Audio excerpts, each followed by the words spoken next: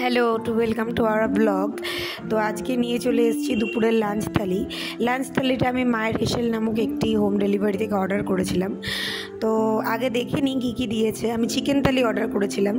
তো থালিতে রয়েছে ভাত, সাদা ভাত, পেঁয়াজ লঙ্কা, উচ্ছে ভাজা, একটি সবজি থাকে, সবজিটা যেহেতু আমি নিইনি, খাই না তাই নিইনি।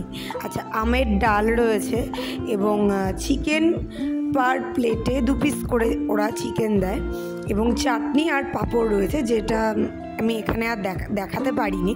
তো চাটনি পাঁপড়টাও কিন্তু দেয়। আচ্ছা, দোকানটা আমাদের মানে অশোকনগর স্টেশনের কাছাকাছি। আমার দোকানের খাবারটা খেয়ে মোটামুটি লেগেছে।